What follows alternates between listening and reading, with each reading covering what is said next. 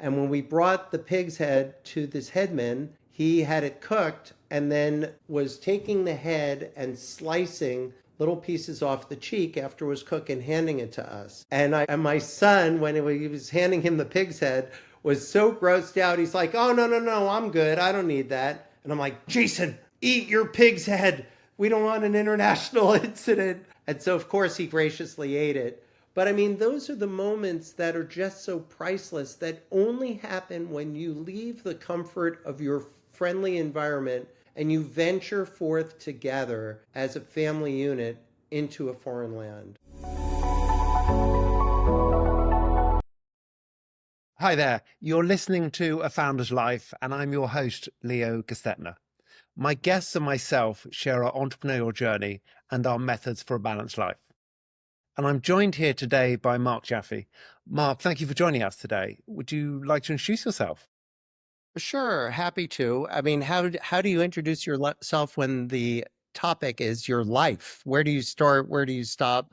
But basically, I'm someone who lives life to its fullest, whether it's work, whether it's play, whether it's family. And I like to think that I have an amazing balance that I've created that just feels good. So let's start on what might be the boring topic, but let's start on work. So what was your journey up to today? And then you can talk about sort of what you're doing today. Well, it's interesting because I didn't know what I wanted to do. I went to undergraduate at UCLA, graduate school at USC, and I just decided I want to get into advertising. And so I jumped into an advertising agency in Chicago, loved Chicago, hated advertising, and realized the first big realization for me was you only get 24 hours in a day, and 8 to 12 of those when you're starting out your career has to do with work. And so I'm going to do something I love. And I decided what I really love was what I loved as a kid growing up, which was music. I mean, I used to camp out in front of Ticketron back when it was not Ticketmaster, it was Ticketron. And you had to show up and they would input your credit card information. And then you would wind up with horrible seats. I never understood until I got into the music business why the first person in line who had waited there all night long with a dirty sleeping bag got horrible seats. But fast forward, well, I decided I was going to write a cover letter and resume to every record company president I could find. And I did, but my cover letter was not a cover letter. It was actually a comic strip, which showed two kids talking to each other and basically making fun of me and disrespecting me in any way I could think of. And then the last frame says, "So you got to hire this guy." And A&M Records called me up and I go into their office and he said, "What do you know about children's music?" I'm like, "I don't think that's why I'm here. Don't you guys have Sting and Supertramp, Styx, Peter Frampton, all these great acts of the 70s and 80s?" And they said, "Yeah, but for some crazy reason, our president thought you would be great to start a children's entertainment group." And I thought, it was the comic strip. He thought I was so juvenile that I should start a children's entertainment group because of this comic strip. And that's when I realized sometimes we don't understand what our core value proposition is, but other people understand it. And so it was my realization that our core value proposition can and does resonate with people for reasons that we don't really know. And so I started the A&M Children's Entertainment Group. I signed a gentleman named Raffi, who people who have raised their kids in the 80s and 90s invariably heard of. We went from 0 to $15 million in 5 years. And then the Walt Disney Company found me, asked me to run their record company, which was a $30 million company that I grew to $120 million in 5 years. And of course, I put out great soundtracks like Little Mermaid, Beauty and the Beast, The Lion King, Aladdin. Somewhere between there and when I started my consulting firm, I realized I just love growing companies. And I have a talent for that. I have a gift for that. And it took me a while into my career, into my 50s, to realize that's really what I should do. I should really start to work with companies that need to grow and don't know how, or used to know how, but lost their way. And in the past 18 years, since 2007, I've worked with over 110 different companies. I've grown their businesses. I've created their core value proposition. I've leveraged it into new and different markets and varied revenue streams. And that's where I am today. And I mean, that's a great journey. I love that comic strip. I've never heard that one before, but it obviously worked. It did. You have to share it to me. You still got a copy of it? I wish I did. It kind of got lost. It wasn't digital. I was just making copies of it at the local store and sending them out snail mail back then. And tell us a little more about what you are doing now. I know you're obviously helping companies grow, but talk to us a little more about how you do that and how you help entrepreneurs, really. Sure. So I have one entrepreneur that I've been working with for a couple of years that has an automated service that automates autograph signing on merchandise. And so basically, they will put together a live stream of the cast of a favorite TV show or famous actors or famous sports people, and they'll do a live stream of autographing. So, Leo, you might say, I'd love to have your autograph. And then they will say, Leo, thank you so much for writing. And thank you very much for telling us to autograph this for your daughter. Here it is. And we're thrilled to get to know you. And so this company will automatically take the digital content that was just created in that live stream specific to you, put it in a file, send you the merchandise, take care of all the payments, do all the waterfall payments and split outs of royalties and fees to all the different partners. And they always felt that their core value was talent, because without talent, their business doesn't thrive. But they weren't making any money because it took so much work. If you've ever dealt with talent, you know talent takes a lot of work. There are managers and business partners and other entities with interest, not to mention the vagaries of talent and their preferences and likes and dislikes, and they needed a better way. So what I do is I really dive in and dissect their business and understand it on a core level. And what I realized very quickly was that their core value proposition was not talent. It was the automated process for automatically taking care of all the back office details once the talent had signed it.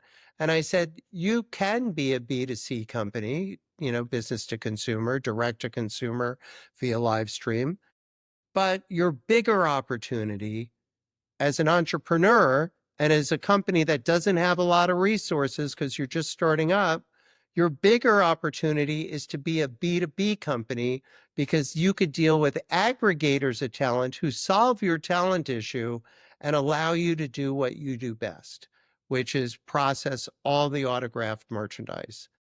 And that's what they're doing. And they think within 2 years, over 50% of their business is going to be B2B, which is a much more lucrative part of their business and a way that they could leverage the resources far more effectively. And that's what I do. I find new and different ways to leverage a true core value proposition into alternative and additional revenue streams. Well, and that fundamentally changes the value of their business, not only because you're obviously helping it grow, but if you can crack that magic of being both B2B and B2C, you suddenly open your business up to so many different investors and exits, and as well as obviously the revenues that come with that. Right, because at the end of the day, the end consumer, as hard as this is for a business owner to hear, doesn't care about this business. They only care about getting the merchandise and getting the live stream digital content. Similarly, the talent does not care about this business. They just care about getting more money. So while we as entrepreneurs love promoting our business, the issue is our business doesn't have to be known except to the right people, who are the people who will do the purchasing of our services. And that is not the end consumer.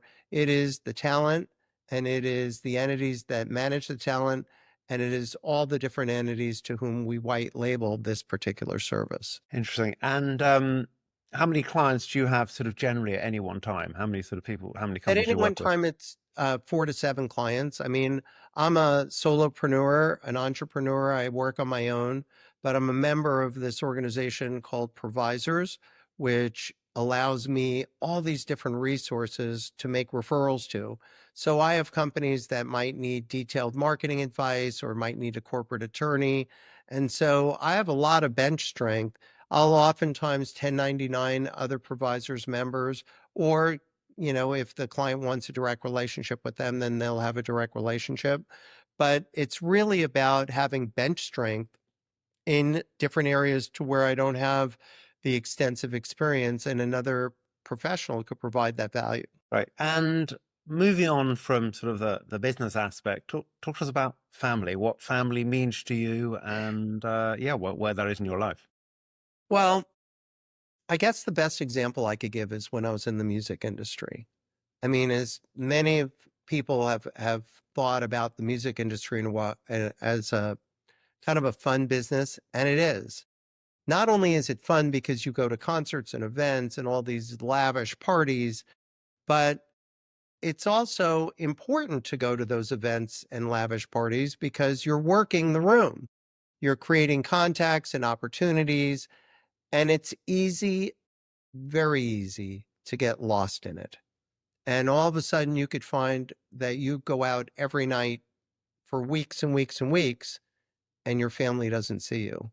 And I knew that up front, and I was committed to not let that happen. So, and it might have cost some career opportunities, but what it did was it gave me a rich, fulfilling life with my family.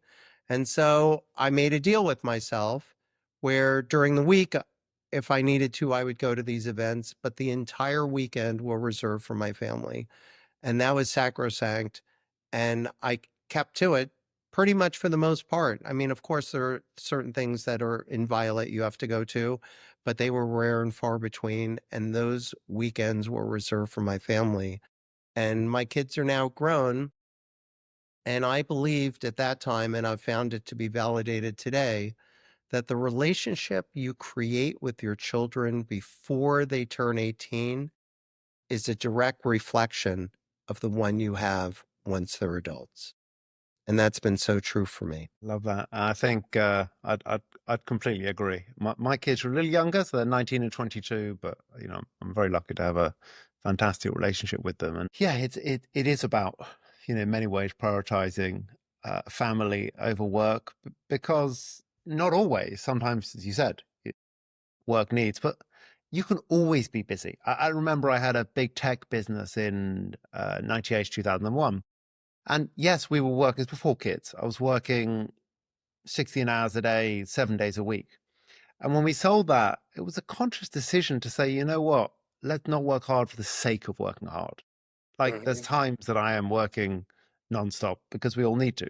But as a general rule, that it's not necessary. You're never going to finish your list. Mhm. The task is never ending. So it's about making sure that there's no point in working hard if you can't have a quality of life. And if you've got children, that's probably a major part of that. But on whatever you define as quality of life. So when I started a technology company, I started it in Seattle. My partner was in Seattle, the talent was in Seattle. And so for 3 years, I traveled every week to Seattle. I would leave Monday morning at 5:30 and I would come back Thursday night, except when my son and I had Indian guides Thursday after school. And that day, I would fly back first thing in the morning on Thursday so that we could go to Indian guides together. And in 3 years, I never missed an Indian guides because that was a priority for me. And I knew that that was an experience that had an expiration date on it. I knew that those years of his life had an expiration date on it because he eventually was going to grow into a teenager and not be the 7-year-old Indian guide that we would do all sorts of fun crafts and activities together. And so I think the lesson that I've learned and also that I've created for myself is to set boundaries that reinforce what you feel is important. And you don't realize how important family is until it's too late. And fortunately for me, I realized it early. And now with with children in their 30s, I have this loving, fabulous relationship that I consciously built when they were 5, 6, 7, 8, 9, 10 years old. One of the piece of advice that somebody gave me about 10 years ago, and I just loved it, and I've given to many other people, was to go away with each of your kids once a year on their own, whether that be for me, it's sometimes it's 2 days, sometimes it's a week, but whatever that looks like, it's getting, for me, that one-on-one time with each of my kids, which I just love. I've done that. I mean, my son and I would go on these amazing adventures to foreign lands. Like one time we went trekking together when he was 15 on the island of Borneo, and we stayed in the village of former headhunters. And it was funny because we were taking this canoe down this tributary in the river in Borneo with a little motor on it. But before we got on the canoe, we stopped at a local village because we had heard that you had to buy and bring a pig's head. And so we bought like a raw pig's head, kept it in the canoe. We were on an expedition with like 5, 6 other people. And we went to the village, and it was a longhouse which was built on stilts. All the humans lived on the bamboo mats on the top, and the floor was the animals. And when we brought the pig's head to this headman, he had it cooked and then was taking the head and slicing little pieces off the cheek after it was cooked and handing it to us. And my son, when he was handing him the pig's head, was so grossed out. He's like, "Oh, no, no, no, I'm good. I don't need that." And I'm like, "Jason, eat your pig's head. We don't want an international incident." And so, of course, he graciously ate it. But I mean, those are the moments that are just so priceless that only happen when you leave the comfort of your friendly environment and you venture forth together as a family unit into a foreign land. And I've done that with my daughter too. When my son and daughter we went to Iceland and explored the Iceland together and had some really amazing experiences. But travel with your kids is priceless. And once they start having kids of their own, you don't have the opportunity to do that as much. And so I think you're absolutely right. You have to do it. And you got grandkids now? I do. I have a 3.5-year old and I have a 10-month-old, and I love it. I mean, when I play with them, I just love playing. Because what's interesting about play is the purpose of play is the enjoyment of play. How many activities do we engage in where it's just enjoyment is the goal? There's no other agenda. And when you're dealing with kids that are that small, that just have pure love, all they want to do is enjoy being with you. And all you want to do is enjoy being with them. So the entire purpose of your activity is to enjoy each other. It doesn't get better than that. Yeah, I'm 100% on the same page there. And what do you like to do for health? What does that mean for you? Whether that be physical, mental, exercise, nutrition, whatever form that takes for you, or all. Well, well, there are two things. I'll deal with mental in a moment, but physical. I remember when I was 20 years old and my dad was a runner and he was running in this 10K race and he needed someone to drive him out there because the race was a point-to-point race. It wasn't a loop. And so he picks me up at UCLA and we both drive out to this race, which was in downtown LA. And I'm looking at my dad who's in his 50s. I'm 20. And I'm like, why is he the runner? And I'm like this college student in great shape and I'm not running. So I ran with him the whole 10K. And it was my first real experience running. And I've been running ever since. I've run the New York Marathon. I've run the LA Marathon. Of course, he ran the LA Marathon first and was my inspiration for it. But I've loved running. I mean, there's something about when you get into that flow state when you're running that just frees you and your mind goes into this like state of just free think, and you're kind of aware of your surroundings. Like if a car was coming at you, you would realize it. But sometimes I've gone on my entire run and said, did I go the whole distance? I don't remember. Did I turn around at the right point? I have no recollection. I was so in this flow state. And so for me, I've solved so many issues that have gone in my head while I'm running. I just love running. I mean, it has been really, really good for me. The other thing is that one of the practices that I strive to do is for my mental and emotional health. I try to have a sense of gestalt and completeness with everyone with whom I interact before I go to bed. It doesn't happen all the time, of course, but I try to conduct my life in a way that I'm always complete, that our relationship, God forbid, should it end at that moment, I could feel good that it's a complete, full, and resolved relationship at any point in time. And that has been an amazing practice for me to do that. Like I said, I'm not always successful. None of us are, but I know that I've tried. And even when I'm not successful, I know I've tried to be successful. And I think, yeah, as you know, I'm a big runner. It's funny. I'll never forget a good friend of mine who tried to get me into running. I guess he was successful in the end, but tried to get me into running 20 odd years ago. And we used to go running on a Sunday and little small run. And he'd say, "Oh, were you feeling it? You know, are you in the zone?" And I'd be like, you know, what the F are you talking about? No, I'm not enjoying this. And I'm not particularly feeling it beyond enjoying spending the time with my friend. Now Right. I get it. I mean, like yesterday I went for a run. It was going to be it was going to be a small run, like a 6, 7 mile run. Ended up being 9 miles, and to be honest, I could have done more. I was quite enjoying it, but I had to get back and get stuff done. When you get in So, that flow, you get that. Yeah. well, there is one detriment to the flow. I one time was totally upbraided by a client of mine who said, Mark, I see you while you're running once, twice, 3 times a month, and we've been together for 5, 6 months. You never say hello, ever. Like, do you have something against me? Am I just like someone who pays your bills? And I'm thinking, I've never seen her. I was in my flow state. I had no idea who was running, walking past me. And so there is one problem when you're in that flow state because you are truly not aware of your surroundings, other than, I guess, those primal ones of danger. And so I had to apologize profusely to her and tell her exactly about the flow state.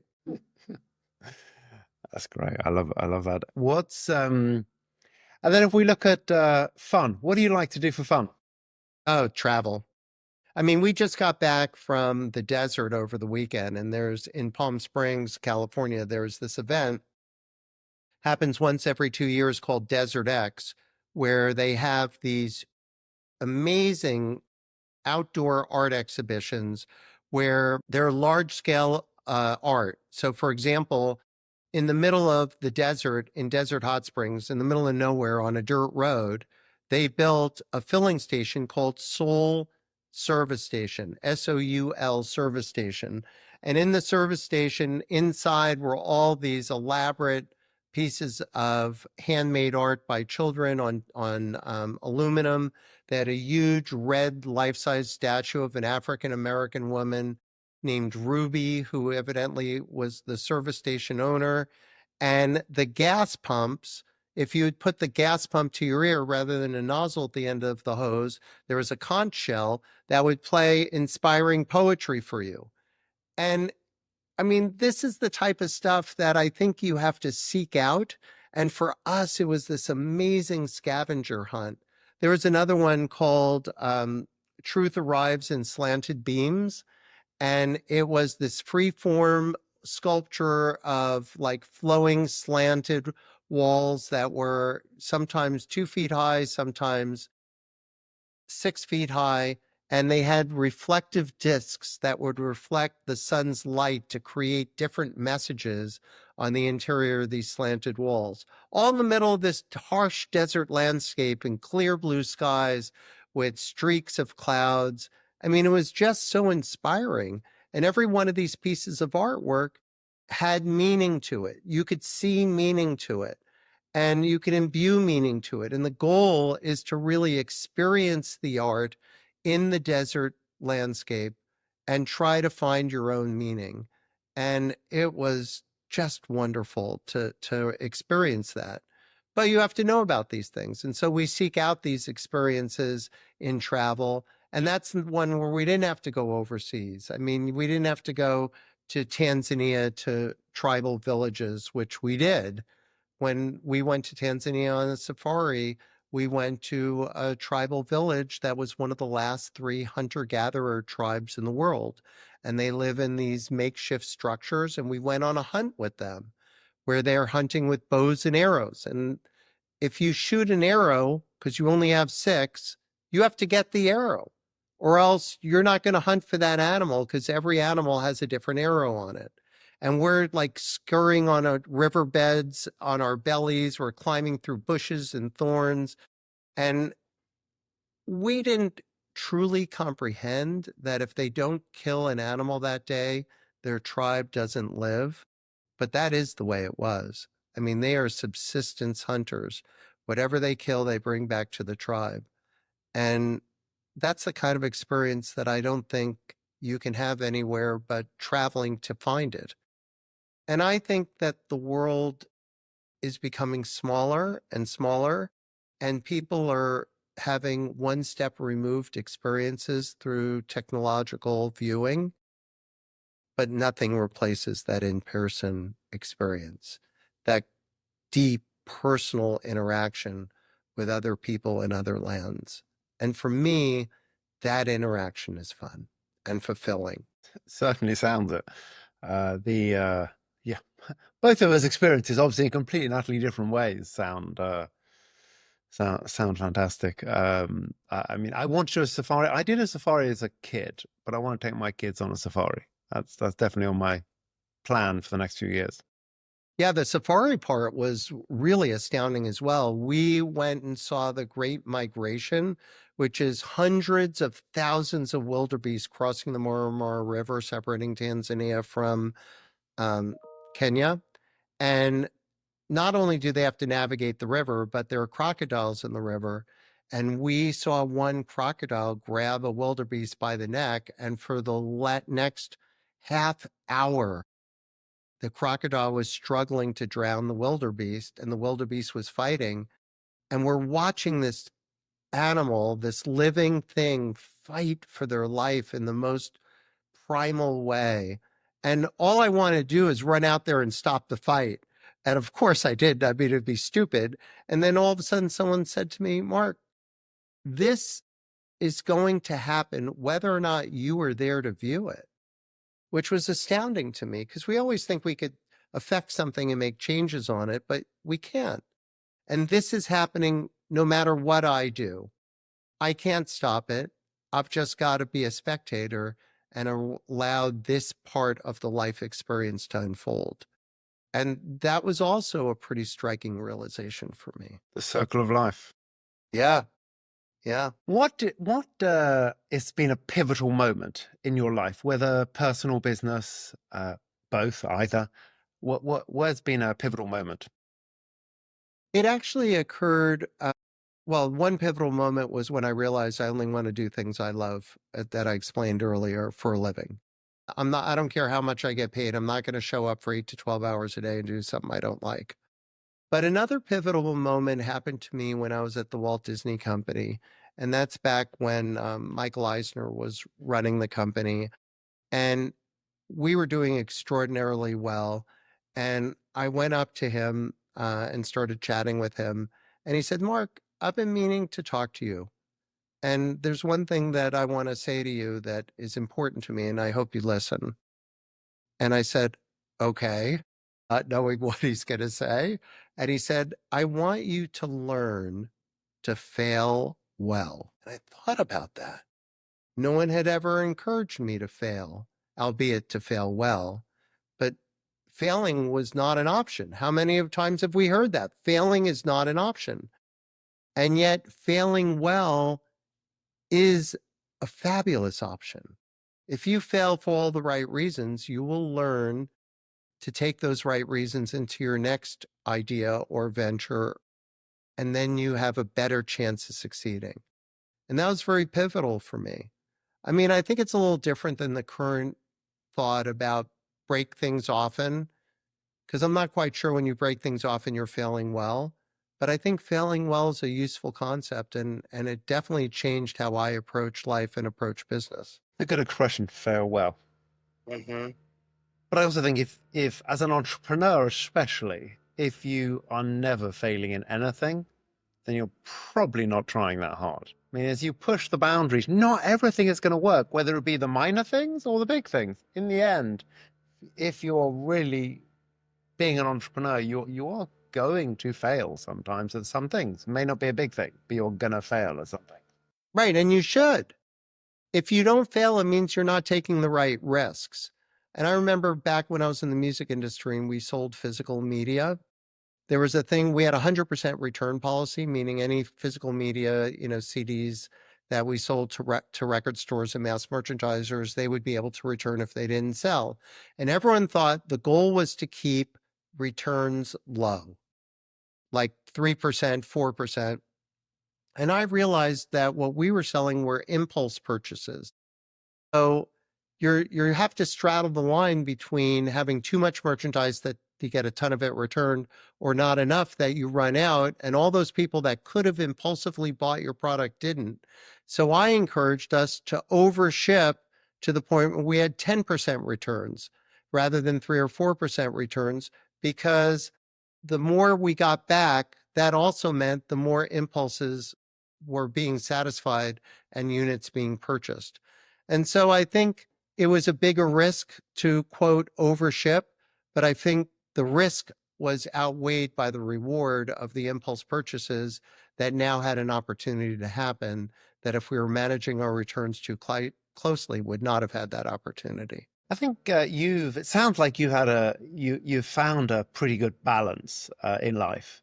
What advice would you give in terms of people finding balance like you have really? And no, it's not that perpetual balance, but that overall balance. Well, it'd be two things if I'm to kind of think of the themes that have emerged from your questions. One is to listen deeply to what happens and what you learn from what happens, and apply those learnings to the future. So, for example, when I learned to only do what I love for a living, I was much more able to achieve balance in my work life.